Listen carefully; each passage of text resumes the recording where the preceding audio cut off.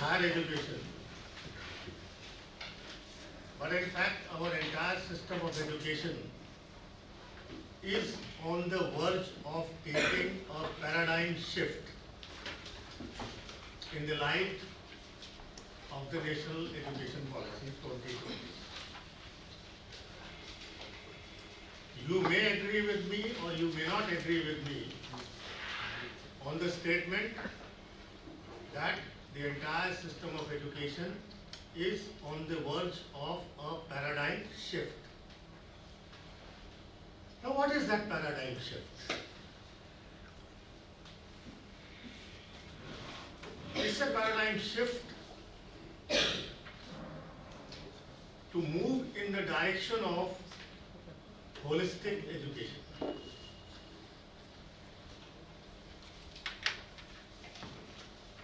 Now, as students of education, we have been talking about holistic education as to what it is. I'm not here to teach you education. I'm here to discuss this paradigm shift only. And I also would like that at the end of my session, many of the questions that are hovering your mind,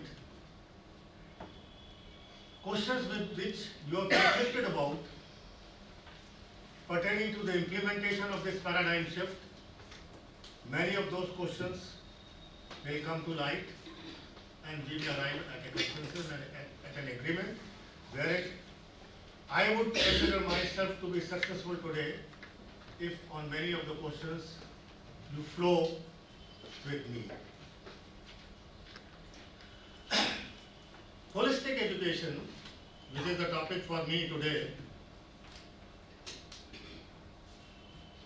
said it in very simple words, is education of the head, heart and hands. It's the simplest form.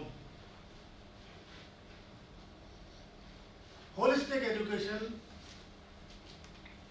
dreams of developing an individual into a whole person, a good human being who has a sound intellect with a very clear heart, a spiritual heart.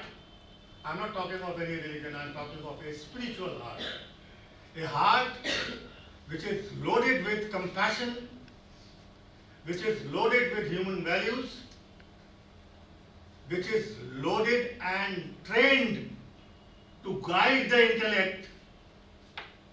Heart is trained to guide the intellect to perform righteously. The word righteous, dharma adharit acharan. Now here dharma should not be taken in a narrow sense of a religion. Truthfulness is a धर्म, सच बोलना एक धर्म है, मानवों से प्रेम करना एक धर्म है, प्रकृति से प्रेम करना धर्म है, किसी का दिल दुखाना अधर्म है. This is righteousness. Righteous conduct.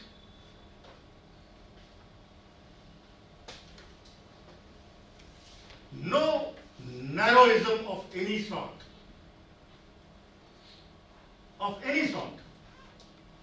Is universally accepted behavior loaded with idealism. And this comes from your spiritual quotient, which is being studied across the world as a very important variable these days. If you talk in terms of research in psychological or human behavior. So the first paradigm shift that goes into the revamping of our system of education goes into this education of the heart. Why? Many confused that this is being preached by a particular philosophy or ideology who dream of making India a Vishwa Guru. Even I subscribe to this concept. I have no hesitation. Bharat विश्व गुरु था, भारत आज भी विश्व गुरु है और भारत अनादिकाल तक विश्व गुरु रहेगा।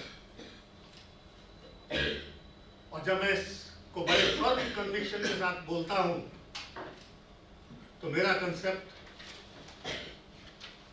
बिल्कुल क्लियर है, क्योंकि भारत का पूरा दर्शन आध्यात्मिक है, स्पिरिचुअल है, हृदय से प्रस्फुटित होने वाली। और जब हृदय और सोल, आत्मा और परमात्मा का जो हमारा कंसेप्ट है, उसमें ड्युअलिटी नहीं है। और ये जरूरत क्यों है? पूरे विश्व को जरूरत है इसकी, पूरे विश्व को जरूरत है।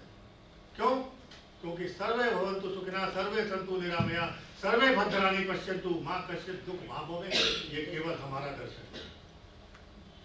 Universal brotherhood, universal peace, universal love, universal affection and toleration. People often are misguided by the very fact that Hindu is a religion. No. Hinduism is a religion. No. It is Sanatan Dharma that whosoever believes in universalism of one out, whosoever believes in the universalism of one out, when I say universalism of one out means ईश्वर एक है, सत्य एक है। ईश्वर एक है, सत्य एक है, मार्ग अनेक हो सकते हैं। Whosoever believes in this philosophy of freedom of practice is a Hindu. Is a Hindu. And anyone who does not believe this, in this universalism of oneness, truthfulness, is somebody who is a fanatic. He is carrying no understanding of the unity of God, oneness of God, oneness of the superpower. I say it is a paradigm shift because the national policy on education attempts to focus in bringing this enrichment of the heart. And once this enrichment of heart is loaded with this universal philosophy of oneness, of goodness, of brotherhood, of toleration, of wisdom, of righteous conduct, there would be a perfect peace order of world order of peace, humanity and harmony. People may say that it's an attempt to saffronize Indian education. People may say anything. You are free as an independent citizen. You are free as an independent individual to think and criticize things. I don't bother. Why should somebody bother about criticism? If you have a strength enough, if you are powerful enough in your dictum and philosophy and beliefs, and if your beliefs are eternally correct, universally acceptable, nobody is. Those who are critics today would also succumb to your righteousness and accept what you are saying. So this is the first paradigm shift. I said education of the intellect, heart and the hands, holistic education. So I first clarified the heart. The second is the intellect.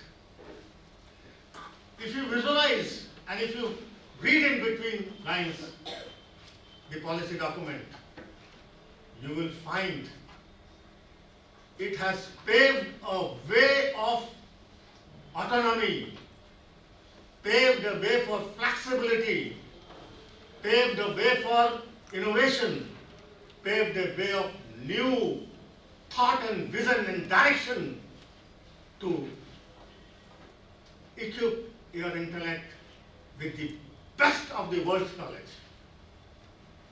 While on the one hand, it is emphasized in the document, understand your cultural roots of knowledge. When we talk of Indian knowledge systems, why should you denounce your own richness of the intellectual thought and blindly follow what the Westerners have given you out of our own thought process? This statement, out of our own thought process, may arouse criticism. I am very conscious about this, but I can prove it. There are many examples. Many of the scientific facts even today, if you go into our ancient knowledge and wisdom, concepts of botany, astronomy, physics, chemistry, and what not, are our ancient concepts, which has been given modern scientificism and claimed by others. Even today, we do not know when this astronomy and astrology, what was the period when our ancestors developed those calculations. But even today, they are correct by milliseconds, rather nanoseconds. Have you ever thought of it? This is one example. There are hundreds of examples. Be it the field of botany, be it the field of life science, be it the field of medicine, be it the field of engineering, be it the field of astronomy, be it the field of physics. So when we say it's not the revival of the ancient Indian knowledge system, it's the proper understanding of the Indian knowledge system. And at the same time, if you would understand, you would be able to bring out many novel discoveries and innovations based on our own past knowledge, which many of the Westerners have done.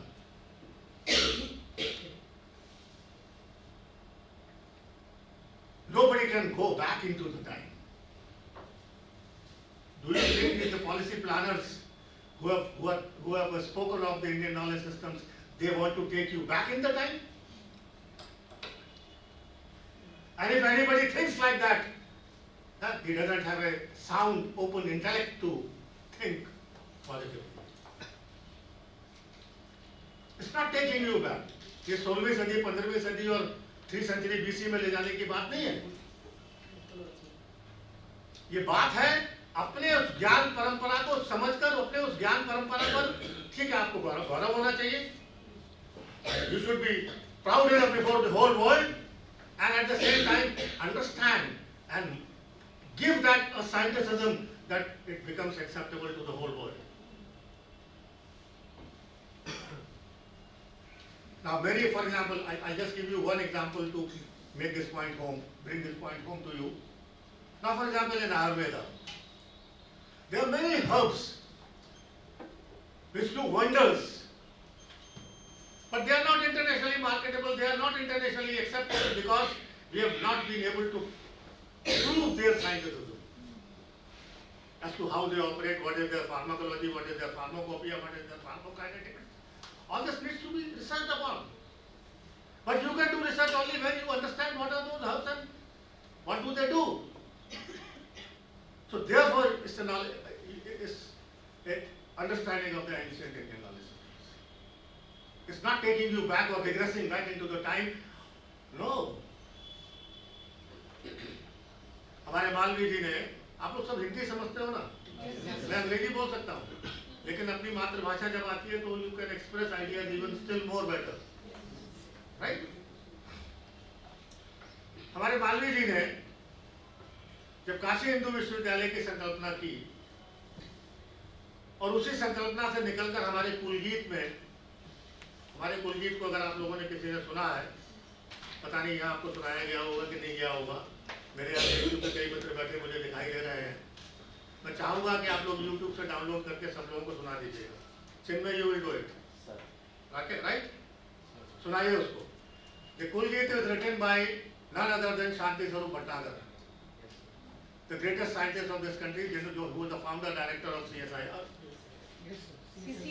CSIR. He was a chemist.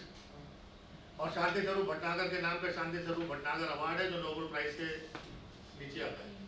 It's the highest scientific award of our country. उन्होंने उस कुल गीत को लिखा है. उसी में काशी हिंदू विश्वविद्यालय की एक फिलॉसफी रिफ्लेक्ट होती है. एक पूरे वाक्य में हर शब्द में काशी हिंदू विश्वविद्यालय की फिलॉसफी है, लेकिन एक में बताऊंगा. वो कहते हैं प्रतीची प्राची का मेल सुंदर. प्रतीची प्राची का मेल सुंदर. Ancient wisdom and modern scientific knowledge, इन दोनों का मेल सुंदर होना चाहिए. और जब इन दोनों के मेल सुंदर की बात हो रही है तो मैं समझता हूं जो मैंने अब तक बात कही वो आपके पास पहुंच गई. तो जब हम इंटेलेक्ट की बात कर रहे हैं तो इंटेलेक्ट में हम ये नहीं कहते हैं कि आप पीछे जाओ. नो, पीछे के प्रकाश में आगे जो बेहतरीन है उसमें और बेहतरीन करने के लिए अपने माइंड इंटेलेक्ट को ट्रेन करो भाई. Our scientists, our students, when they go to US, they go to Western countries, we take pride that they do wonders there. Why they do wonders there? Because they have developed a mechanism of,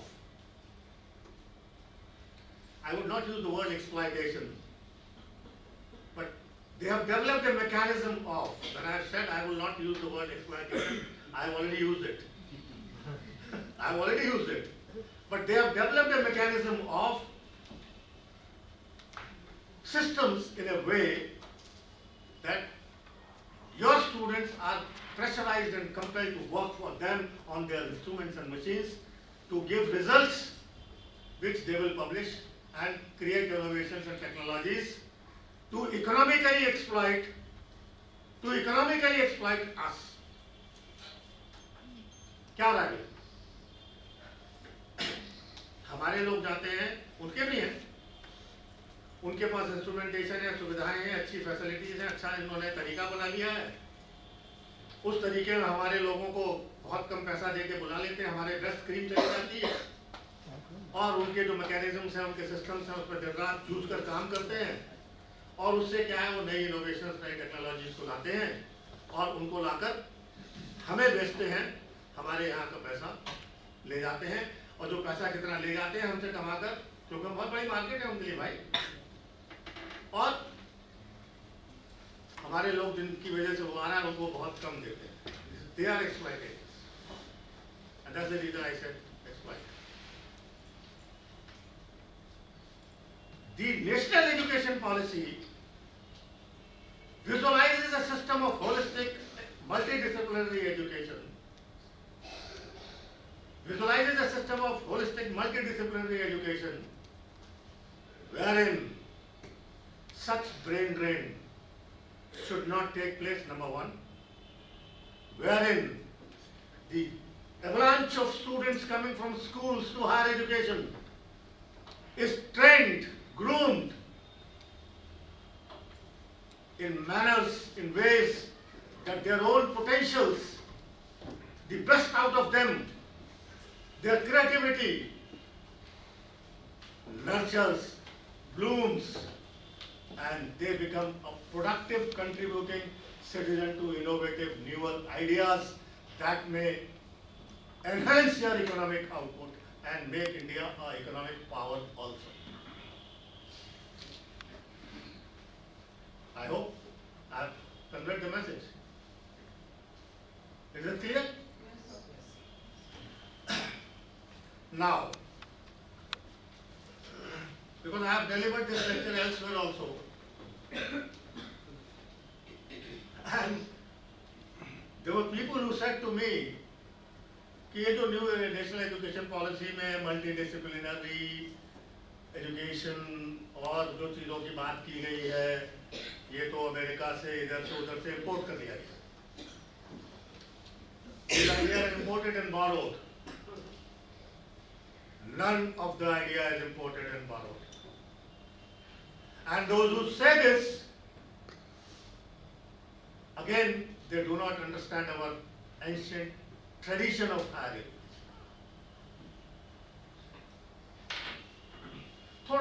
उस पर कर लें, तब clear हो जाएगा कि मैं क्या कह रहा हूँ और कैसे वो बॉरोड नहीं है। ठीक है।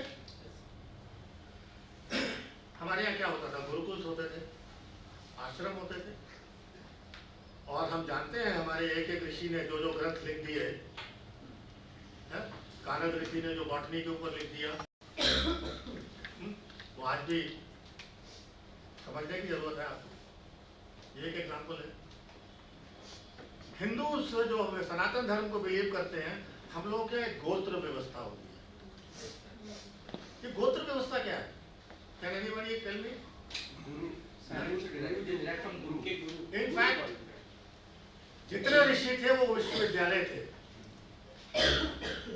जितने ऋषि थे गुरुकुल सुन के चलते थे, वो उस समय के अपने जमाने के वो विश्वविद्यालय थे, and they were all centres of multidisciplinary education. ये भी मैं प्रूव करूंगा। वो सब विश्वविद्यालय। और देखो हम लोगों में, मैं ये बात क्योंकि बहुत बड़ा हो जाएगा लेक्चर, 1.5 घंटे में मुझे आपको बहुत कुछ बताना है, क्योंकि अभी मैं असली बात पे पहुंच ही नहीं पाया, अभी तो भूमिका ही बात। तो इसको समझाने के लिए मैं सिर्फ एक एग्जांपल दूंगा। हम लोग हिंदुओं में सहगोत्री विवाह नहीं करते, कि एक विश्वविद्यालय का स्टूडेंट जो है वो उस गोत्र को पाता है। ठीक, मैं अगर मेरा गोत्र जैसे फॉर एग्जांपल कश्यप है, तो मैं कश्यप ऋषि के विश्वविद्यालय के मेरे पूर्वज स्नातक हैं, दीक्षित हैं, मैं कश्यप गोत्र में शादी नहीं कर सकता। क्या है ये? आज की तारीख में जर्मनी में, जर्मन यूनिवर्सिटीज में अगर आप पढ़े हैं किसी में, तो आप उस यूनिवर्सिटी में नौकरी नहीं पा सकते। हमारे यहाँ IITs में भी ये नियम बना दिए कि उस यूनिवर्सिटी में नौकरी नहीं पा सकते, आपको दूसरी जगह जाना है, शादी कहीं और जाके करनी है। क्लियर हुई बात? ये एक एग्जाम्पल। अब ये कहोगे साहब इस एग्जाम्पल से आप कैसे प्रूव कर रहे हैं कि ये जो फैकल्टी मोबिलिटी की बात है और जो वेस्टर्न कंसेप्ट हैं जिन्होंने उनकी यूनिवर्सिटीज को आईवी लीग यूनिवर्सिटी बनाया, उसमें एक बहुत बड़ा कंट्रीब्यूटर है कि जिस संस्थान में आप पढ़े हुए हैं उस संस्थान से में आप नौकरी नहीं पाएंगे, आपको दूसरे संस्थान में जाके अपने ज्ञान को बांटना है। क्यों? क्योंकि आपके यहाँ वहां का गुरु आएगा, आपके यहाँ वहां का गुरु आएगा। तो क्या है? Exchange of ideas and knowledge. आज हम इंटरनेशनल कोलैबोरेशन, फैकल्टी एक्सचेंज की बात कर रहे हैं, तो कंसेप्ट उस जमाने में था, ये तो उस जमाने में था।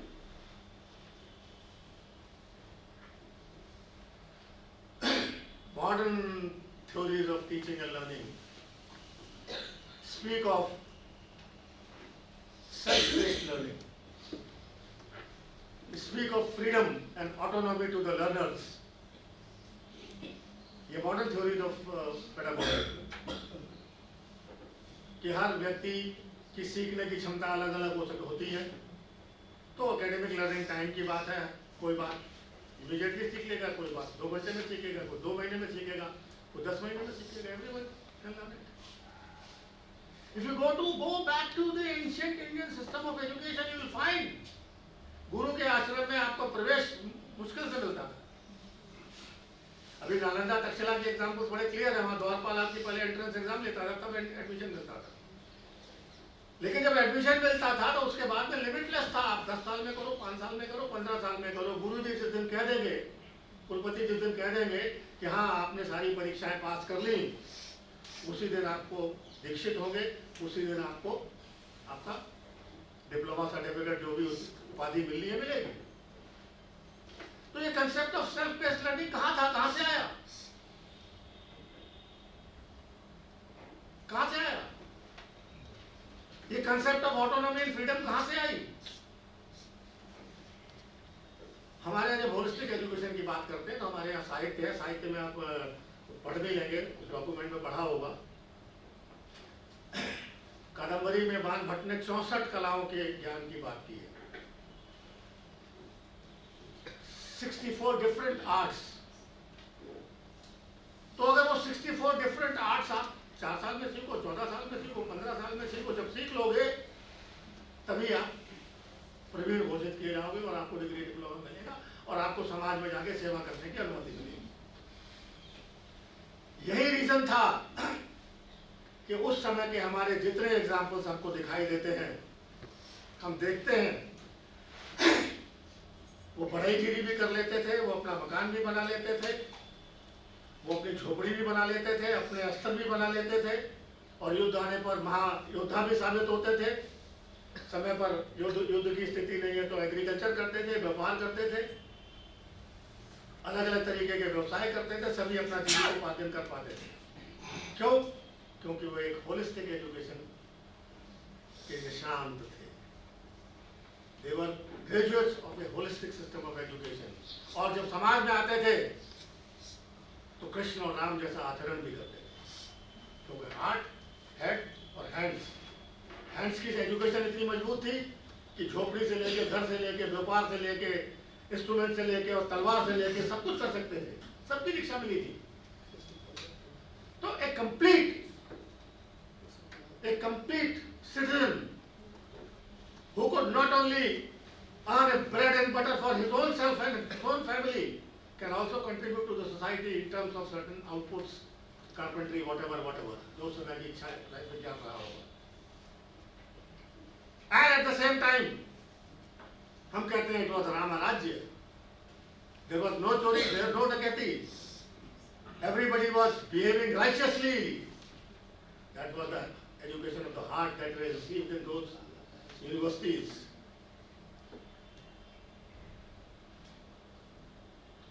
ज्ञान, हैंड्स, सब कुछ होता है। और भी बहुत बोल सकता हूँ, घंटे पर बोल सकता हूँ, लेकिन अब इसको यही छोड़ते हैं। मैं सिर्फ इतना कहना चाहता था कि ये नेशनल एजुकेशन पॉलिसी जो है, ये एक पैराडाइम शिफ्ट ला रही है। और पैराडाइम शिफ्ट क्यों ला रही है, उसको समझने के लिए अब जरा आज के संदर्भों में आ जाएं और अपने आप को केवल हायर एजुकेशन पर हम रेस्ट्रिक्ट करेंगे। मैंने यहाँ पर 5-6 पॉइंट लिखे हैं, हालांकि इसके ऊपर 25 पॉइंट लिखे जा सकते हैं, 17-18 पॉइंट पॉलिसी डॉक्यूमेंट में भी लिखे गए हैं, लेकिन मैंने केवल 5-6 पॉइंट लिखे।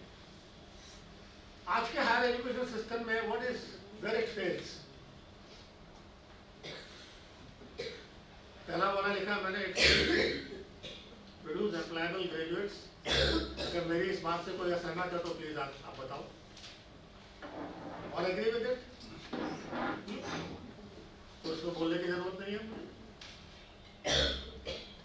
Fails to produce entrepreneurship in graduates. सब सहमत है इस बात से? हमारे एंशिएंट सिस्टम में तो नहीं ऐसा हो रहा था। वहां तो अपना जीविकोपार्जन करने के लिए सारी कलाएं उसके पास होती थी कि नहीं होती? तो इन 2 पॉइंट्स को अगर आप ले लें तो don't you feel there is a need for holistic education? समझ आ रही है बात? तो इसके ऊपर ज्यादा भाषण ना दे तो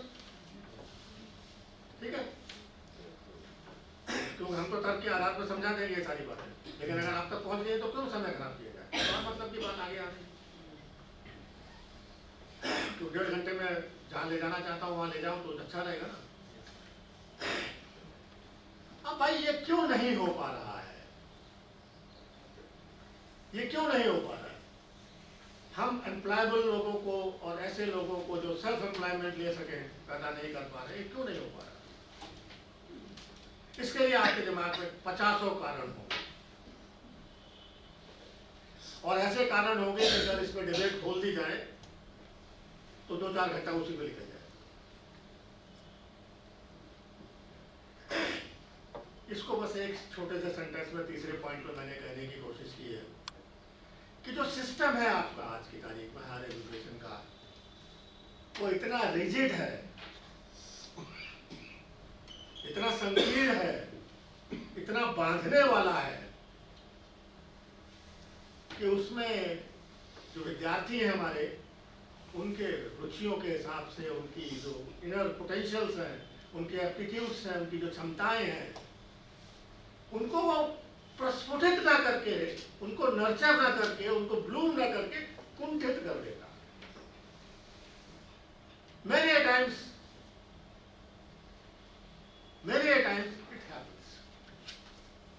मैंने तो बीएड में हम लोग क्लास टीचिंग करते हैं, क्लास बैठ के पीछे ऑब्जर्व करते हैं टीचर्स की। एक बार मुझे किसी बड़ी बैंक में गया था तो मेरे मन आ गया कि वहाँ कोई बड़ा अच्छा इंस्टीट्यूशन था, तो एक टीचर क्लास ले रहे थे। तो किसी लड़के ने बड़ा टेढ़ा सवाल पूछ दिया, जैसे आप ही मुझसे कोई टेढ़ा सवाल पूछ दें। कभी मौका मिलेगा जिंदगी में तो कंसेप्ट ऑफ टीचिंग पे एक लेक्चर आप लोगों को दूंगा मैं, आप करिएगा ऑर्गेनाइज। तो टीचिंग इन हायर एजुकेशन क्या होनी चाहिए वो भी समझा दूंगा एक दिन।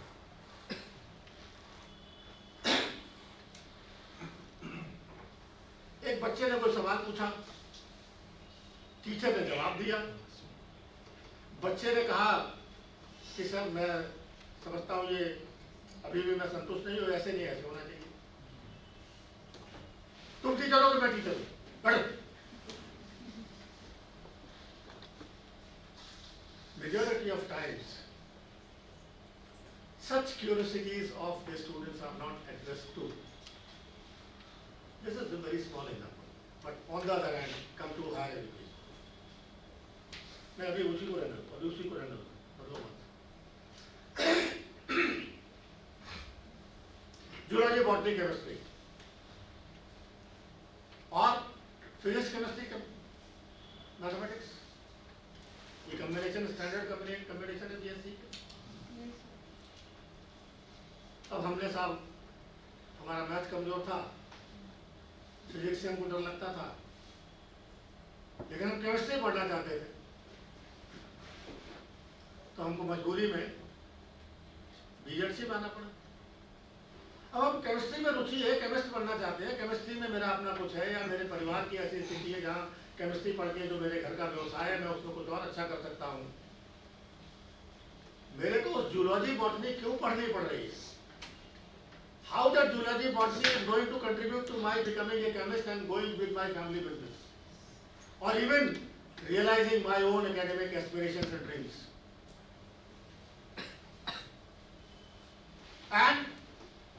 And we all know what is zoology and what is botany and how it is taught in our system.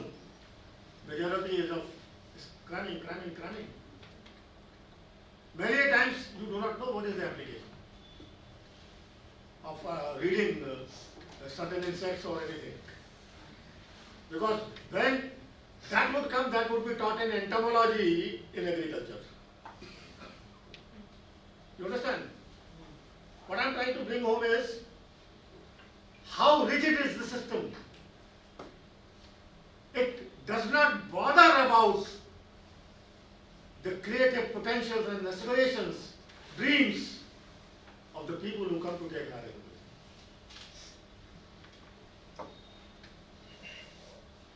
अब हमारे, मैं तो ये कहता हूँ कि higher education in this country is a total collapse. और मेरे इस स्टेटमेंट में एक दिन मैंने कहीं बोल दिया इसको, तो मेरे इस स्टेटमेंट पे मुझसे सेशन में सवाल कर दिया गया, कैसे बात कर रहे हैं सर, इट इज कोलैप्स। हमारे लोग जाइए देखिए अमेरिका में क्या कर रहे हैं, क्या नहीं कर रहे हैं, कितना आगे लोग बढ़ गए हैं, कितने बड़े बड़े साइंटिस्ट हो गए हैं, कितना कंट्रीब्यूटरी काम है उनका। हमारे देश में सुविधाएं नहीं है, इसलिए वो वहाँ जाके कामयाब होते। फाइन, छोटा सा जवाब है मेरे भाई। आप में से कितने लोग हैं जो नॉर्मल प्रोबेबिलिटी कर्व को समझते हैं? एनपीसी बड़ी कॉमन चीज है, सोशल साइंस में भी है, साइंस में भी है।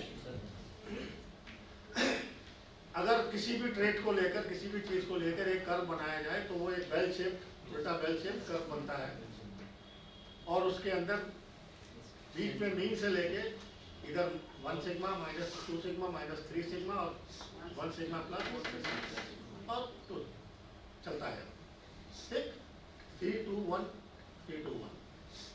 अभी जो टॉप 1 सिग्मा है जिसमें रफली 2.5% लोग आते हैं रफली, तो अगर आज की तारीख में आपके यहाँ लगभग 1100 विश्वविद्यालय हैं, 1113 या 1114 एग्जैक्टली, लगभग 44,000 कॉलेजेस हैं, IITs IIMs को मिला दें आप तो ये आंकड़ा 55-56,000 के करीब हो जाता है। और मोटे तौर पर लगभग 4.5 करोड़ विद्यार्थी हैं, जो 4.5 करोड़ का 2% निकालिए। कोई मैथमेटिक्स कॉमर्स वाला बता मुझे कितना होगा? तो 8 लाख तो जीनियस अपने आप है। उनको कहीं पर भी किसी परिस्थिति में डाल दो, वो 8 लाख लोग तो क्रीम निकलेंगे ही। वो आपके सिस्टम की वजह से नहीं निकल रहे हैं, वो आपके सिस्टम में जो भी थोड़ा बहुत उनको दे दिया जा रहा है उसके आधार पर, लेकिन वो दे आप जीनियस उनको तो निकल रही है। और ये 8 लाख में से भी अगर 2 लाख अमेरिका और इंग्लैंड जर्मनी चले जा रहे हैं, नाम झंडा बुलंद कर दे रहे हैं, बाकी आपका देश चला रहे हैं, तो सिस्टम इज टोटल कोलैप्स।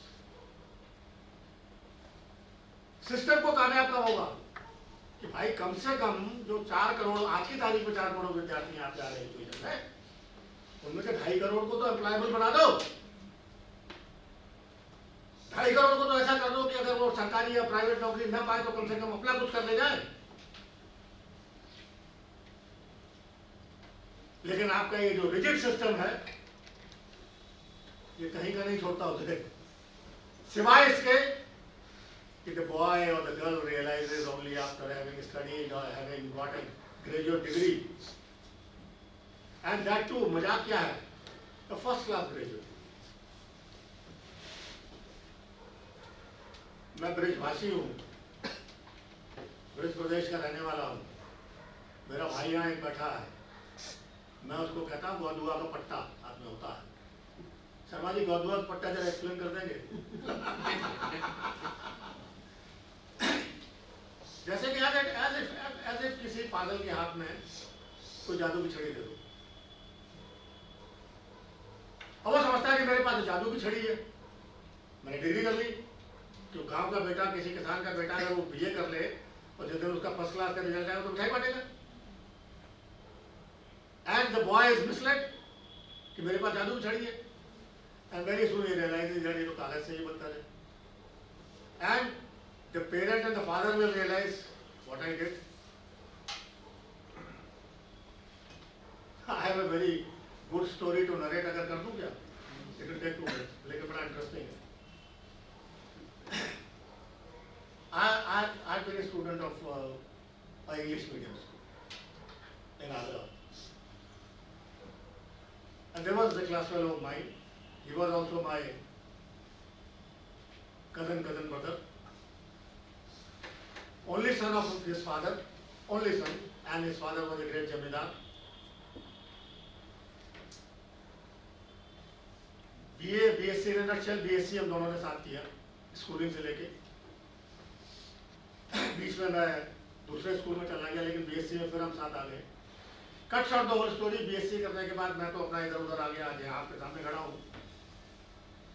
उन्होंने नहीं, what is there, I will not study, there's nothing, I'll do this business, that business, बाप जमींदार थे, पैसा था, that business, फलाना business, ढिमकाना business।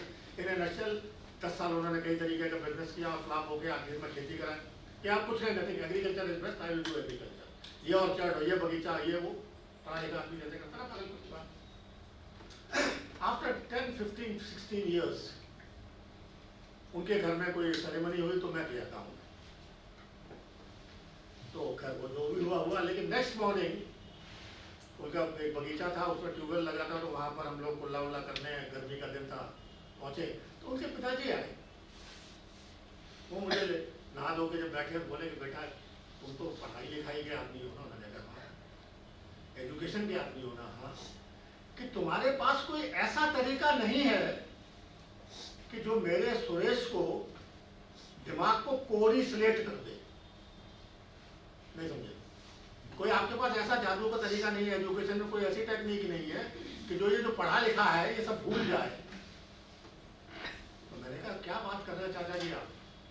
तो बोले कि यार अगर ये अनपढ़ होता तो कम से कम खेती तो मेरे साथ कायदे से कराता, ना खेती का है ना किसी काम का है, सब पैसा मेरा बर्बाद कर दिया इसने, और पूरे गांव इसको हंसता है, मजाक करता है, और अंग्रेजी बोलता है।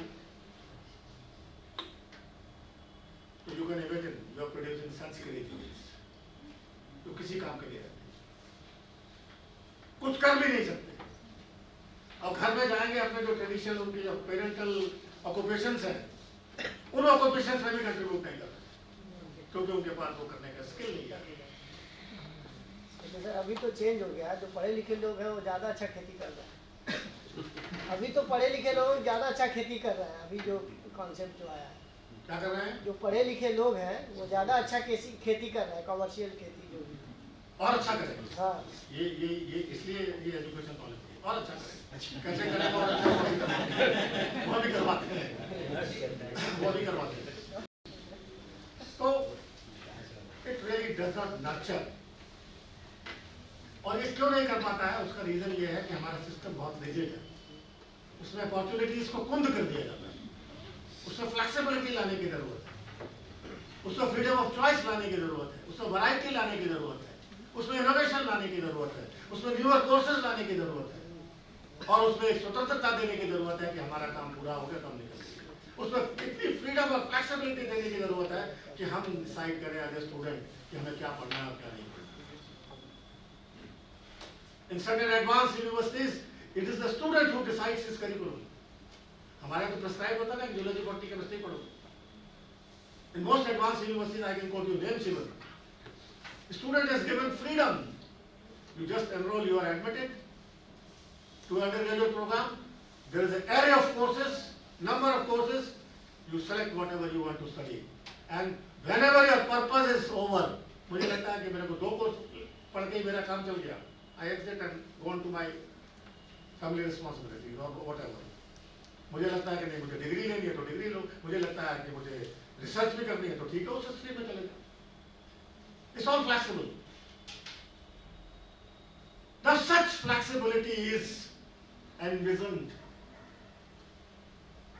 is propagated, is pronounced, rather it's going to be mandatory by 2040 through this NEPW. That there would be no boundaries, no limits to acquisition of knowledge, where there would be total freedom of studying what you want to study, of doing what you want to do, study till you want to study, exit whenever you want to exit, and even re-enter whenever you want to enter. It's going to be the lifelong learning. If I stop my studies in between 20 years back, and I can come back to complete my degree after 20 years. This is the flexibility that is going to be inbuilt in the system. So, education has to be holistic, has to be flexible. I hope you agree with this. Agreed? Now, another point. I said out of those 15, 20 points, I've just picked up 5. Because once these things are clear, you will automatically go with the flow.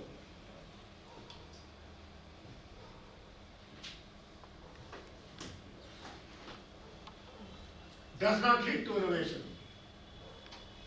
Now, in the 22nd century,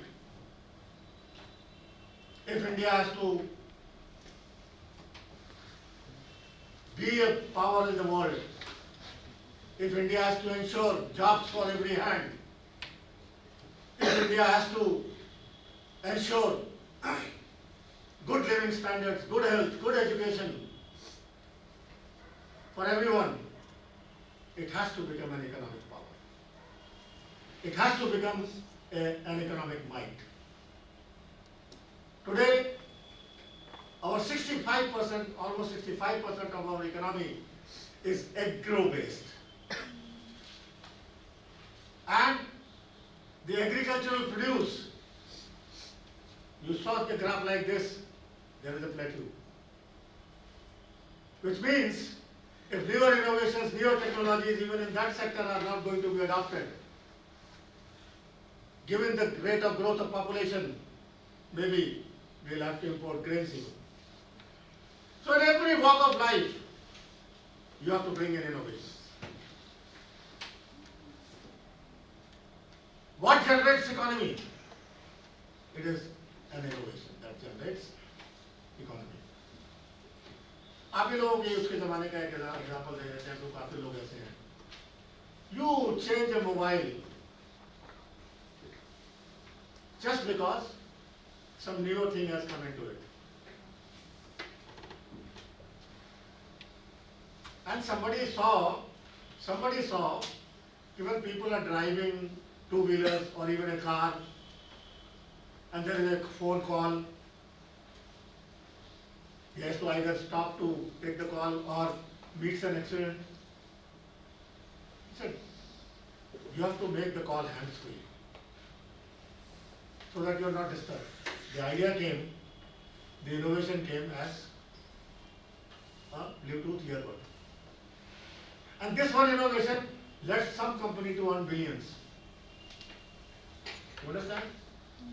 Why is the importance of innovations? For generating wealth, generating employment. Because when you have wealth, you have lot of wealth to invest in social sector, service sector. That leads to the living standards, upgradation. And if you don't have wealth, you don't have anything. And wealth these days is created by innovations. Is it clear? And that's the reason that for last 10-15 years we have been talking of incubation centers, we have been talking of startups, this and that. You all know all that.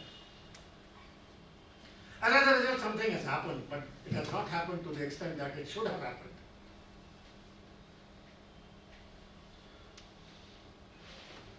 This also requires higher education to be multidisciplinary. So when we talk of multidisciplinary higher education, we have got two different facets to it. One is the giving the choice to the students and how innovations come, how innovations happen. Can innovation happen? Can only a physicist could have invented this bud? Can only a software engineer or software person develop this bud? Yes. Can only a mechanical engineer or a plastic engineer would have done it?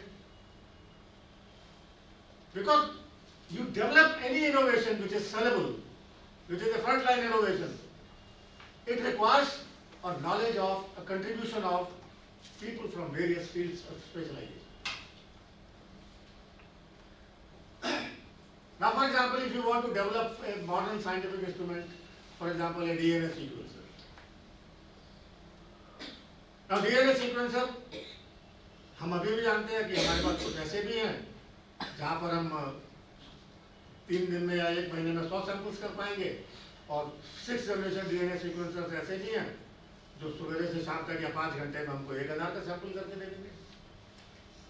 तो जो 1000 का sample वाला DNA sequencer use करेगा research में, वो आगे जाएगा, वो हमसे पहले वैक्सीन डेवलप कर लेगा या हम करेंगे? वो कर लेगा ना. तो हमको 6th जनरेशन का डीएनए सीक्वेंसर चाहिए. अब वो आज की तारीख में खरीदने आप जाते हो तो 12 करोड़ 14 करोड़ का. अगर उसको हमको डेवलप करना है तो डेवलप करने के लिए क्या चाहिएगा? भाई बायोटेक्नोलॉजिस्ट भी चाहिएगा, लाइफ साइंस के कुछ आदमी चाहिएंगे जो बताएंगे कैसे होता है, उसका प्रोसेस क्या है. फिर केमिकल इंजीनियर्स चाहिएंगे, तो हो सकता है बायो केमिस्ट्री के लोग भी चाहिए हो, क्योंकि उसको कुछ एंजाइम्स वगैरह लगेंगे, ये लगेंगे, वो कितनी मात्रा में कहाँ से आएंगे. फिर कोई रोबोटिक्स का आदमी चाहिएगा, फिर उसके अंदर पूरे गैरारीज और मैकेनिकल सिस्टम्स होंगे जो इस सैंपल को पकड़ के, इस ट्यूब को पकड़ के उठा के इधर करेंगे उधर करेंगे. तो मैकेनिकल इंजीनियर चाहिएगा. तो it can be developed only through a team work, A multidisciplinary approach. इसलिए इंटरडिसिप्लिनरी से मल्टीडिसिप्लिनरी की बात की जा रही है, क्योंकि innovations happen only through a multidisciplinary approach. एक जमाना था जब फंडामेंटल रिसर्च करके लोग यूरोका करते थे और नोबेल प्राइज पा जाते थे. होता था कि नहीं होता था?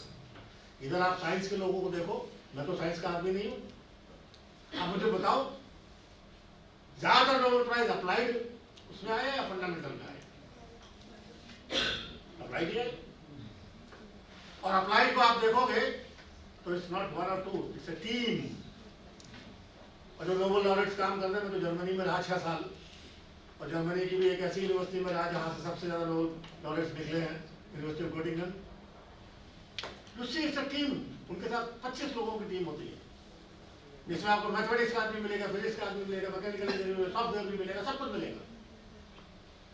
और जो लोग वो PDF करके आए हैं, वो देख के आए उनकी टीम क्या होती है। According to the requirement, they will recruit PDFs from various branches and work in a team. And only those who are working in that teams are able to create novelty and innovation. So this multidisciplinary education, which is being propagated in the National Education Policy, also envisions that people from various allied and sister departments will join hands to first launch innovative courses which would train youngsters into those innovative fields of discovery, which would also prepare a manpower and skilled manpower to work in those innovative areas,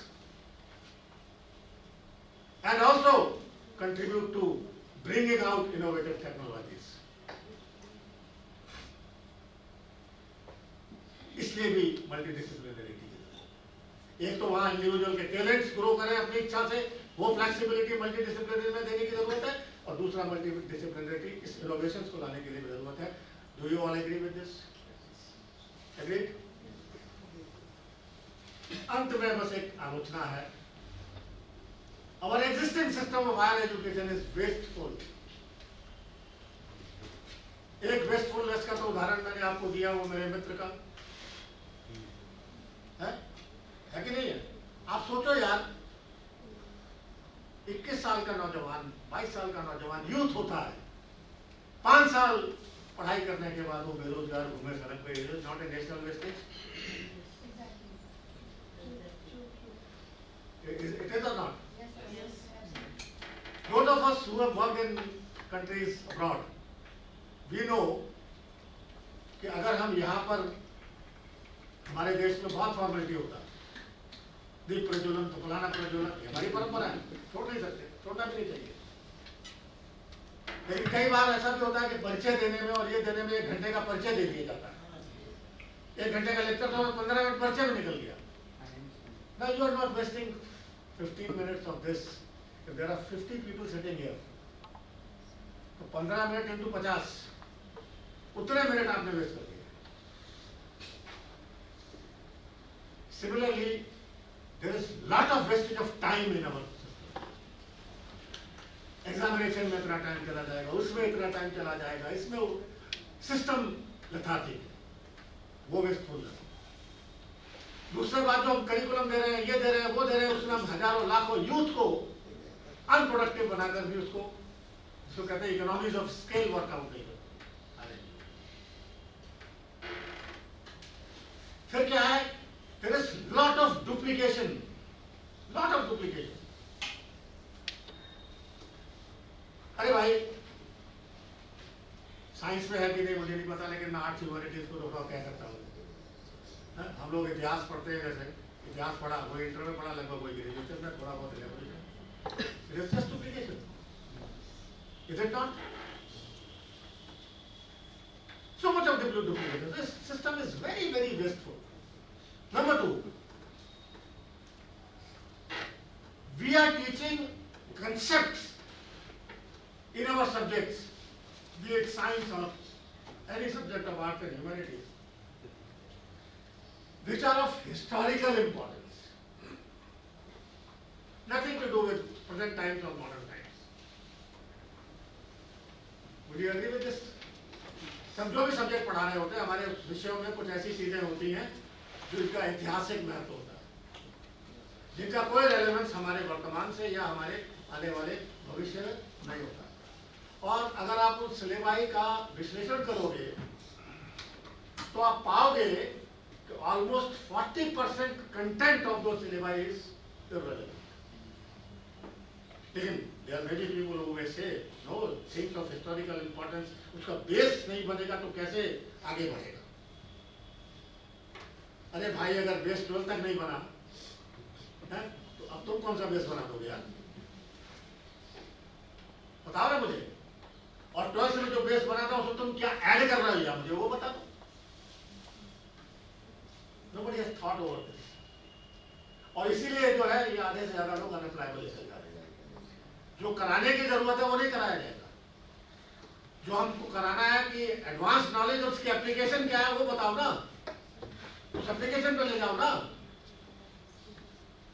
अब languages में वही कविताएं कुछ किसी दूसरे कवि की पढ़ी थी इंटर में, अब दूसरे की पढ़ने लगे। ये तो था। अरे भाई, हिंदी के स्किल उसके फिट हो गए, सब कुछ फिट हो गया, कविता का रसा स्वादन उसने कर लिया, जो उसकी कविता को पढ़ के भावनाएं और इमोशंस और हार्ट डेवलप होना था वो हो चुका, वो हो चुका। अब उसको अगर हिंदी पढ़नी है तो हिंदी क्यों पढ़नी है? हिंदी की कहाँ का एप्लीकेशन है? हिंदी किस तरीके से जाके विश्व पटल पे जाके हिंदी को बढ़ा सकता है? वो हिंदी की मार्केटिंग कैसे कर सकता है? हिंदी को लेके पत्रकार कैसे बन सकता है? हिंदी को लेके वो नौकरी कैसे पा सकता है? हिंदी को लेके अनुवादक कैसे बन सकता है? वो कराओ ना यार। और ये कब होगा? जब एक मल्टी डिसिप्लिनरी पर्सपेक्टिव में सोचोगे, पत्रकारिता के वालों के साथ जो है अपने हिंदी के विद्यार्थियों को लगाओगे, सिलेबस को उस हिसाब से एडजस्ट करोगे। Who stops you from these innovations? Who stops you from such adjustments? But we will not. Why we will not? तो यार हमने तो वही पढ़ा था, हमारे को वही आता है, क्यों मेहनत की जाए? क्या जरूरत है? नौकरी में तनख्वाह तो नहीं मिलेगी ना। So there is resistance to change, there is resistance to innovations. In education में इसके ऊपर बहुत रिसर्च हुआ है, बहुत रिसर्च हुआ है, resistance to change and innovation सभी जानते हैं। अब भैया, अगर हम जो जिनसे बड़ी बड़ी उम्मीदें लगाई जा सकती हैं, टीचर को नेशन बिल्डर कहा जाता है, आपको आर्किटेक्ट को सोसाइटी माना जाता है, आपको गुरु के रूप में देखा जाता है, आपको एक अभिभावक के रूप में देखा जाता है, आपको एक ऐसे मार्गदर्शक के रूप में देखा जाता है जो न केवल व्यक्ति का विकास करेगा बल्कि राष्ट्र का विकास करेगा, और हम रेसिस्ट कर रहे थे। हम जमाने के साथ नई चीजों को सोच नहीं रहे हैं, तो भैया ना मैं कुछ कर सकता हूँ, ना ये नीति कुछ करना है। जगना तो पड़ेगा, नए तरीके से सोचना तो पड़ेगा, और जब तक आप इन चीजों को नहीं सोचेंगे और जगेंगे तब तक नहीं हो पाएगा। इतनी बात के बाद अब आते हैं उस बात के ऊपर आएंगे कि अभी तक लोगों के दिमाग में बहुत भ्रम है कि ये नई शिक्षा नीति लागू कैसे होगी। ये नई शिक्षा नीति लागू कैसे होगी, क्या हो रहा है? कहीं लागू नहीं हो रही है। और इधर तो कल 3-4 दिन पहले यूजीसी के चेयरमैन ने कहीं सुनते हैं, मैंने तो नहीं देखा सुना, somebody was telling me, कह दिया कि new education policy has been implemented. I think he is correct, because from their point of view they have done everything to implement the NEP. अब ये सब के ऊपर तो बहुत बोल चुका है, अब आगे आओ, एक सेकंड और आगे चलो। ओके, इसमें भी what, why and how, what and why तो हो गया ना, है? व्हाट और व्हाई का जवाब मिल गया। हाउ वाले पे आते हैं कि ये होलिस्टिक मल्टीडिसिप्लिनरी एजुकेशन, इसके बारे में क्या सोचा गया और कैसे होगा। अगला मत पढ़ाना, ये तो मैंने बना लिया इसलिए कि थोड़ा ट्रैक करूँ, वरना मैं कभी इससे देखा नहीं होता, मैं ऐसे ही बोलता हूँ।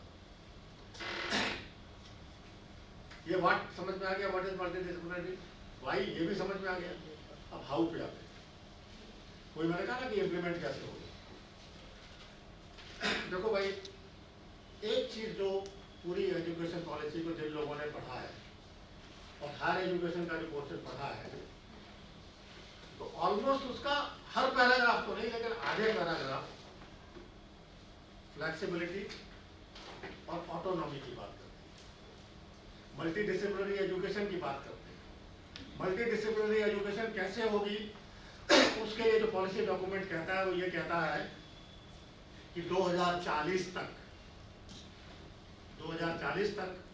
पहली बात तो वो 3 तरीके की सिस्टम्स की बात करता है, एक रिसर्च इंटेंसिव यूनिवर्सिटीज की बात करता है, एक टीचिंग इंटेंसिव यूनिवर्सिटीज की बात करता है, और जो स्टैंड अलोन कॉलेजेस हैं उनको भी 2040 तक वो ग्रेडेड ऑटोनॉमी देने की बात करता है, और degree awarding institution multi disciplinary institution के तरीके से देखता है।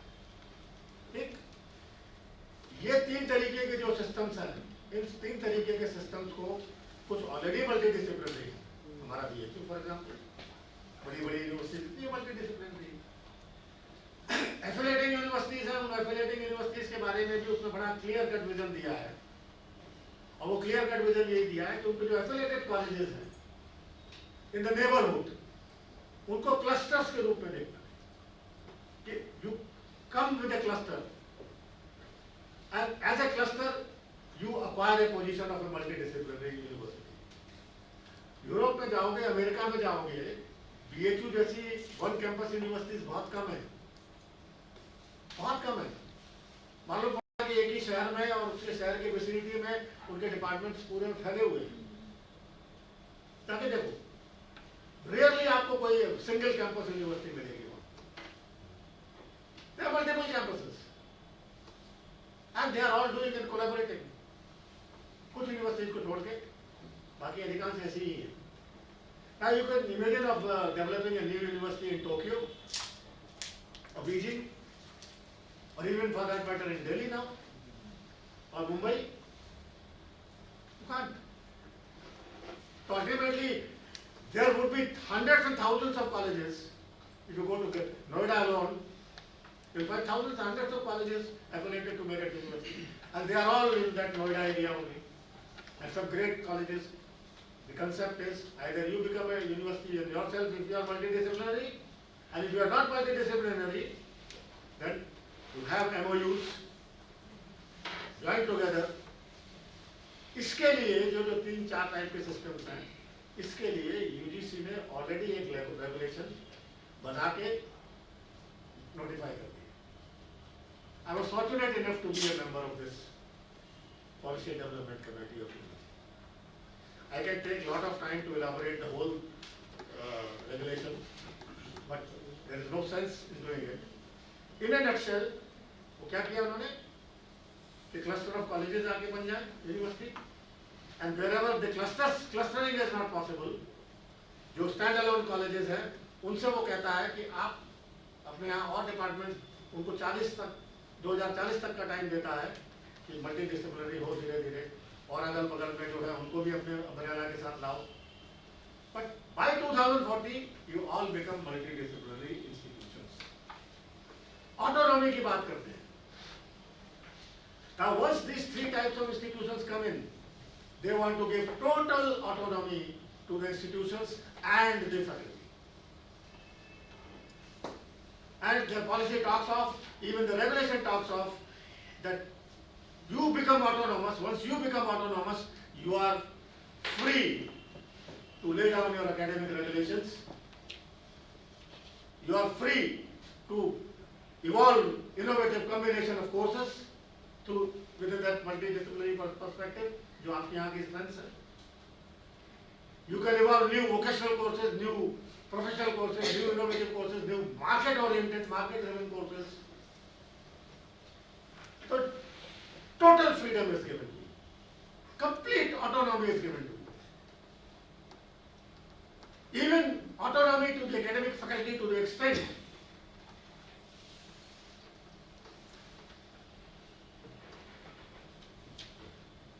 जो वर्ल्ड क्लास यूनिवर्सिटीज में है। मैंने यहाँ अपने जो नए फैकल्टी रिक्रूट हुए लोगों को एक टास्क दिया था कि आप जो वर्ल्ड क्लास यूनिवर्सिटीज हैं उनके अपने अपने सब्जेक्ट के सिलेबस ढूंढ के निकालो। तो किसी को नहीं ढूंढ पाए। क्यों नहीं ढूंढ पाए? ये सिर्फ इसलिए नहीं ढूंढ पाए कि वहाँ सिलेबस डिक्लेयर्ड ही नहीं होता है। वहाँ जो प्रोफेसर कोर्स पढ़ाता है वो मालिक होता है, राजा होता है, बादशाह होता है। मालिक होता है, राजा होता है, बादशाह होता है, यानी ही हैज टोटल फ्रीडम जो उससे उस सेमेस्टर में क्या पढ़ाना है। और नई रिसर्चेस देखी उसने जर्नल्स में, नेचर में, इधर उधर फ्रंटलाइन जर्नल्स में, उन नई रिसर्चेस और नए टॉपिक्स को भी उसने ऐड कर लिया और पुराने को जिसको डिलीट करने की जरूरत समझ रहा है उसको डिलीट कर दिया। सेमेस्टर शुरू होने से पहले उसको डिक्लेयर करता है कि well this is what I am going to teach. पूरे उनके यूनिवर्सिटी के वेबसाइट पर इसमें उसका डिक्लेरेशन हो जाता है और this is going to be my classroom number where I am going to teach this period from this duration to this duration. उसका अपना टाइम टेबल नक्की हो जाता है। जो है विदेशों में वो जानते हैं इस बात को। और स्टूडेंट्स को फ्रीडम दी जाती है, उनकी काउंसलिंग की जाती है नए स्टूडेंट्स को कि भाई ये सिस्टम है हमारे यहाँ का, आप इसमें अपने कोर्सेज को देखो, समझो और जो आपको पढ़ना हो वो पसंद करो और अपने हिसाब से पढ़ो। जर्मनी में तो यहाँ तक फ्रीडम है कि आप 50 साल में पूरी करो, 100 साल में पूरी करो, जिंदगी भर मत करो, जब मन में आए छोड़ के चले जाओ। वो आपको अगर आपने कुछ पर्टिकुलर कोर्सेज कर लिए हैं आपको उसका सर्टिफिकेशन दे देंगे, और नहीं किए कुछ भी नहीं किया तो भी कोई बात नहीं, तो भी आप यूनिवर्सिटी में आए, आपने 2 साल झक मारी तो कुछ तो सीखा ही होगा। ठीक है ना बात? ऐसा है वहां, हम ऐसा करने जा रहे हैं, ऐसा करने की संकल्पना है। और ऐसा करने के लिए जितनी भी ऑर्डिनेंसेस एंड रेगुलेशंस चाहिए आज की तारीख में यूनिवर्सिटी ग्रांट्स कमीशन ने बना दी है, पब्लिक डोमेन में है, अब केवल लागू आपको करना है। नेक्स्ट,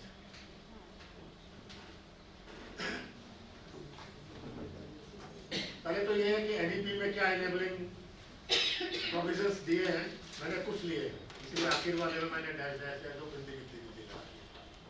उसमें तो बहुत से प्रोविजन है, लेकिन जो इंपॉर्टेंट प्रोविजंस, जो इनेबलिंग प्रोविजंस है, autonomy to institutions, autonomy to teachers, flexibility in choice, transferability of credits, ये भी एक कंसेप्ट बड़ा बढ़िया। मैंने बीएचयू में एडमिशन लिया और बीएचयू में मेरे दिमाग में कुछ है कि मैं ये कॉम्बिनेशन लेके पढ़ूंगा, लेकिन उसमें 2 कोर्सेज ऐसे हैं जो मेरे को बीएचयू में मिल ही नहीं रहे।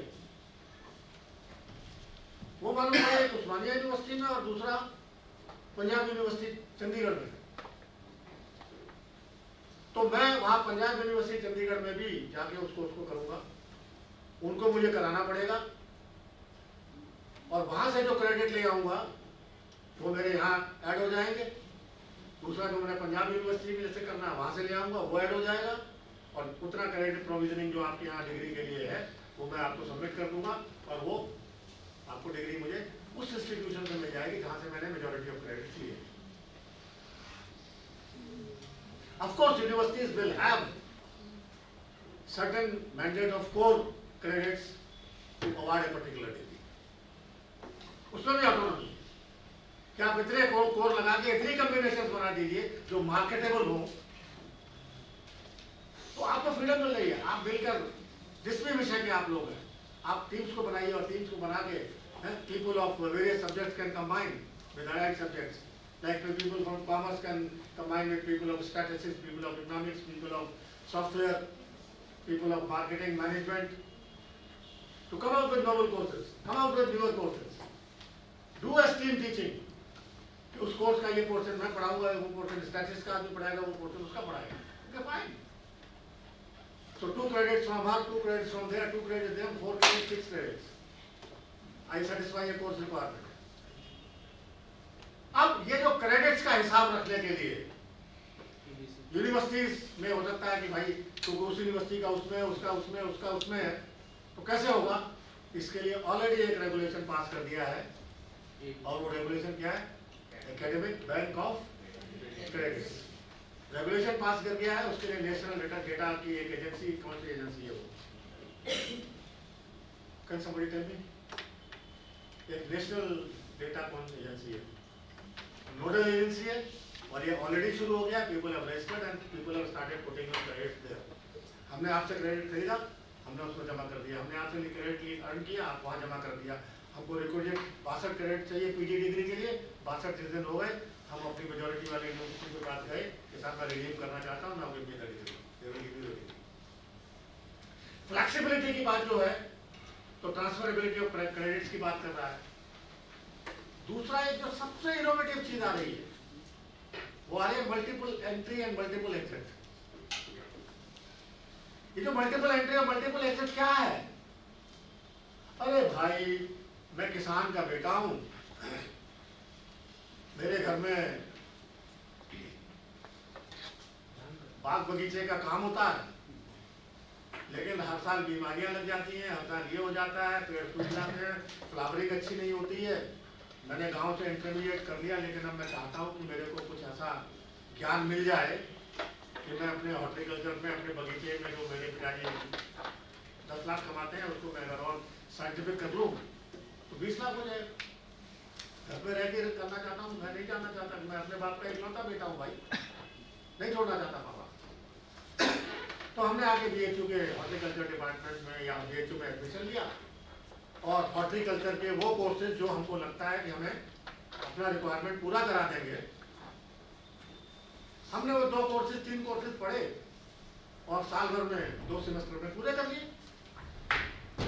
अब हमें नहीं जरूरत है भाई डिग्री विग्री की, भाई हमारा काम तो हो गया ना, उसमें से हम अपना बगीचा संभाले जाएंगे। क्रेडिट थे या 3 क्रेडिट अर्न किए थे या 4 क्रेडिट अर्न किए थे, हमने उनको कहा कि नहीं साहब, हमें तो एक सर्टिफिकेट दे ही दीजिए इस बात, हम चले जा रहे हैं। 1 साल में आप छोड़ देते हैं, अपना रिक्वायरमेंट आपका पूरा आता है, you will be given A certificate. आप 2 साल पढ़ के छोड़ते हैं, आपको डिप्लोमा दे दिया जाएगा।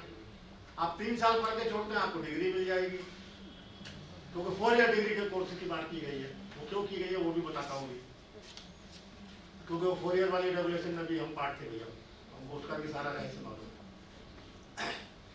तो वो 4 साल की जो एक डिग्री है, अगर आपने उसके साथ एक रिसर्च प्रोजेक्ट कर दिया, रिसर्च डायरेक्शन में आप जाना चाहते हैं, तो 4 साल के बाद में आपको 4 ईयर डिग्री विद रिसर्च मिल जाएगी। उसका एडवांटेज ये है कि जब आप पीजी करेंगे तो 1 ही साल में आपको पीजी की डिग्री मिल जाएगी। और अगर आपने 3 ईयर के बाद में छोड़ा, नहीं नौकरी करने चले गए, और नौकरी करने के बाद कुछ दिन बाद लगा नहीं यार मुझे पीजी कर लेना चाहिए, तो you can reenter the system without any formality to complete your PG. आपको 2 साल में पीजी करना पड़ेगा, 3 साल के बाद, 4 साल के बाद 1 साल में हो जाएगा। You want to take a research route, तो आपको 4 ईयर रिसर्च रूट के थ्रू आना है। Is it clear? और जब 4 ईयर रिसर्च रूट के थ्रू आओगे तो वहां पर आपका 1 साल इन नक्शल बचता है पीएचडी डिग्री अक्वायर करके। तो आप देखेंगे उस रेगुलेशन को तो आपको समझ आ जाएगा। तो ये मल्टीपल एंट्री मल्टीपल एग्जिट क्या है? This will ensure optimum utilisation and it will also ensure the wastefulness जो हो रही थी वो नहीं होगी। तो मेरा काम हो गया, मेरा उद्देश्य पूरा हो गया। भाई should I study for another 5 years to get something. Got the point? फिर अरे यार, आज की तारीख में कई बार हमने देखा है हमारा बीएड के स्टूडेंट्स, अच्छे बच्चे आते हैं तो बीएड पढ़ाते हैं ना, बीएड एमएड, अब मालूम पड़ा कि उसकी बेचारे की नौकरी लग गई। तो वो पीसीएस कंप्लीट कर गया, पीसीएस हो गया, मेरे अपना एक स्टूडेंट था पीसीएस कंप्लीट कर गया, और कि सर मेरा बीएड कैसे पूरा होगा? There was no way out, BEd छोड़ना ही पड़ गया उसको बेचारे। अब ये जो रेगुलेशन कहता है कि नो, अगर नौकरी मिल गई उसको 12 के बाद ही मिल गई, 2 साल के बाद ही मिल गई, let him go and do job. नौकरी करो जाके, तुमको डिग्री कंप्लीट करनी है ODL online distance learning course, वहां से क्रेडिट पूरे कर लो, रिमेनिंग बैंक में डालो, जिस दिन पूरे हो जाए डिग्री लो भाई तुम भी, चलो रिस्पॉन्सिबिलिटी खत्म और तुम्हारा भी सपना लेने का खत्म।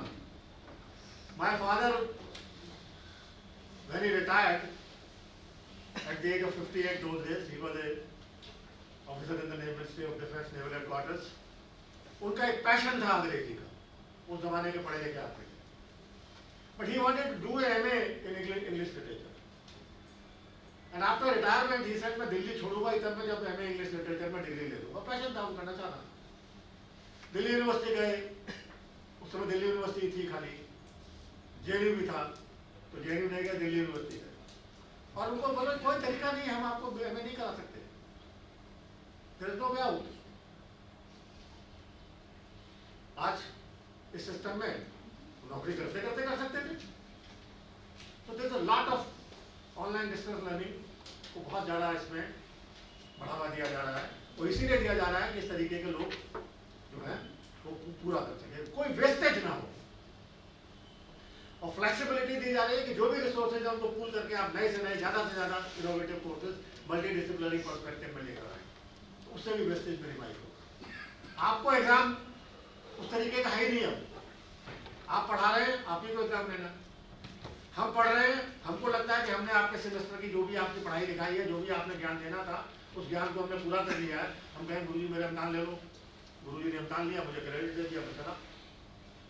अब मुझे 6 महीने 8 महीने साल भर एंड सेमेस्टर तक के लिए आज की तारीख में I wanted to develop a very flexible system, मैंने किया भी है, चली गई उसको बताती है आपको। In my Central University of South Bihar, where I was the vice chancellor, I have developed a very flexible CBCS system. लेकिन उसमें भी मैं काम नहीं कर पाया कि अगर लड़का सेमेस्टर ड्रॉप होता था तो उसको एक सेमेस्टर के करने के बाद ही आगे इवन सेमेस्टर करना होता, तो इवन सेमेस्टर में दोबारा कर पाता। It's wasteful, but now if you develop time table by teachers, teacher wise time table बनाओगे तो ये समस्या भी खत्म हो जाएगी, क्योंकि वो टीचर तो अपने सेमेस्टर में हर बार रिपीट करेगा उसको, क्योंकि as a teacher you are suppose to teach 2, 3, 4 courses maximum, क्योंकि आपका जो लोड है उस लोड के विपरीत तो आप अपने कोर्सेज पढ़ाओगे और आप उनको रन करोगे according to your time table. तो ये तो लोग कहते हैं कि कैसे काम होगा, क्लासरूम्स कम पड़ जाएंगे, ज्यादा पड़ जाएंगे, ये सब और नॉनसेंस है। The only thing is you have to recalculate, revisit framing of timetable. You don't have to bother about it. You don't have to bother about it. You allocate rooms for classrooms and let the teachers announce their timetables. The students will form their own timetable. अरे भाई हम रात में 2 बजे तक पढ़ने की मेरी आदत है, और मैं सवेरे जो है 9 बजे सो के उठता हूँ, मैं 11 बजे से पहले क्लास ही नहीं कर सकता। अरे तो मैं वो कोर्स चुनूंगा जो गुरुजी 11 बजे से पढ़ाते हैं, समझ में आ रही बात? तो king is the student, you are doing your job as a teacher, let student become the decider, and this whole flexible system envisions this. और ऐसे करने पर आप देखेंगे टोटल जो सिस्टम है सीबीसीएस से लेके फ्लेक्सिबिलिटी से लेके एग्जिट एंट्री, ये सब कामयाब हो जाएगा, केवल नए तरीके से सोचने की जरूरत है। आपके जो सवाल आएंगे मैं बात कर लूंगा। इसको करने के लिए एक नेशनल हायर एजुकेशन फंड बनाया जा रहा है, और जिन संस्थानों में जो इसमें आगे बढ़कर आएंगे और जहाँ पर उनको लगेगा क्लासरूम की कमी है, इंफ्रास्ट्रक्चर की कमी है, इंस्ट्रूमेंटेशन की कमी है, नई चीजें लेकर आते हैं, तो central government is going to fund out of that fund which is being created. Okay, it has already been created in the budget. Then you're talking of internationalization. Internationalization पे कल आपके यहाँ वो लेक्चर हो गया है, तो I skip this.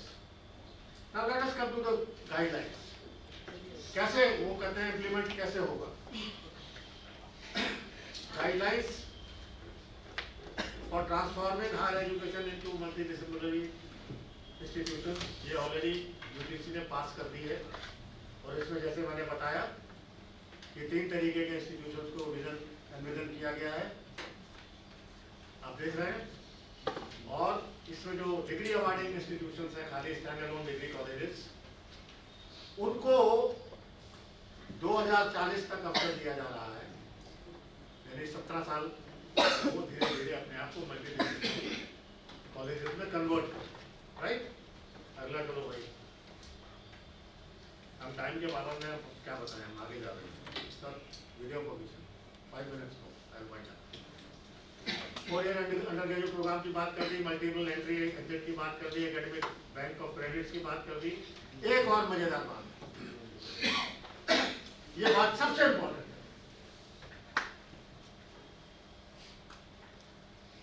अभी उत्तर प्रदेश में 3 दिन मैंने बड़ा गांव में जाके बंदिया और जाके इस पर लेक्चर दिया।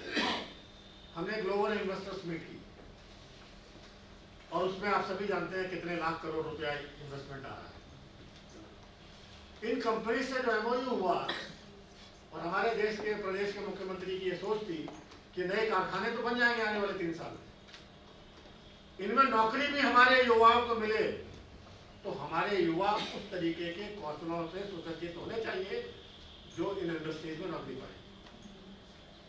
और जो इन्वेस्टमेंट आया है उस इन्वेस्टमेंट के बाद लगभग 1 करोड़ युवाओं को नौकरी मिलने जा रही है हमारे 3 साल के अंदर। और उत्तर प्रदेश सरकार ने ऑलरेडी इसको एनविजन कर लिया है कि कौन कौन सी वो फील्ड है, 21 फील्ड आइडेंटिफाई की गई।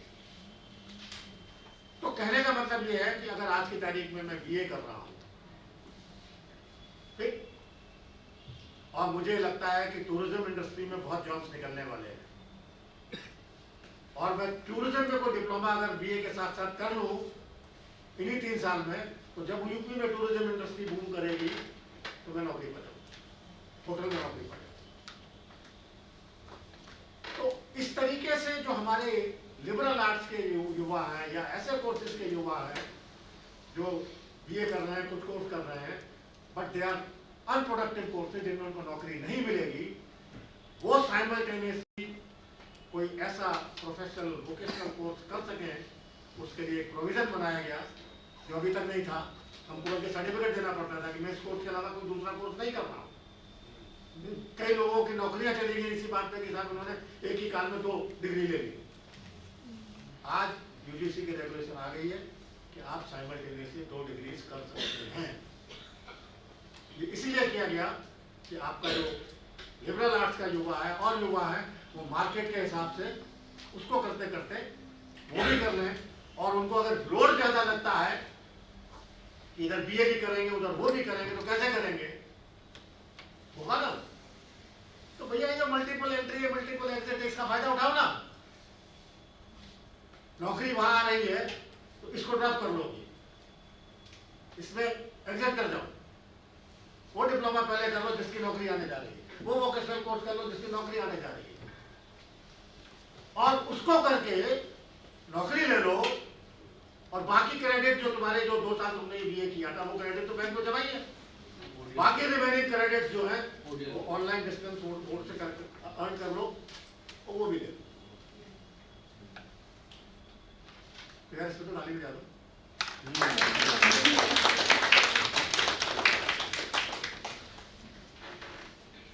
तो कहाँ पर भैया नेशनल पॉलिसी ऑन एजुकेशन जो है अमेरिका और इंग्लैंड और जर्मनी और इससे रिपोर्ट की गई है, ये अपनी जरूरत को देखकर, अपनी परिस्थितियों को देखकर बनाई गई है भाई। अपने युवाओं को रोजगार के लिए काबिल बनाने के लिए की गई है।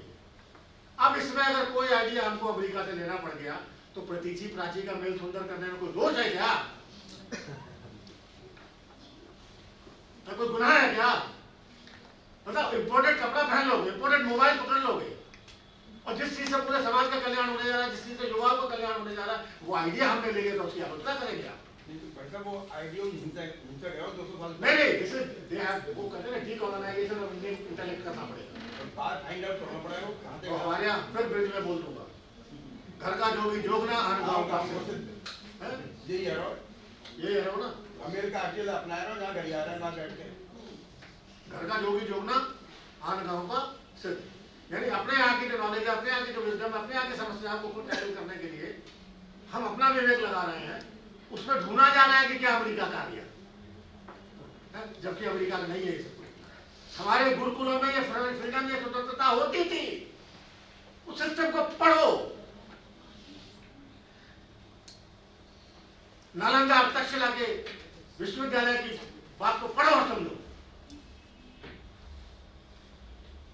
आपको पता है विश्व को विश्वविद्यालय का कंसेप्ट किसने दिया? Can somebody tell me who gave the concept of university to this whole world? It is India. Nalanda and Takshila were the first 2 Indian universities to acquire that reputation of a full-fledged multidisciplinary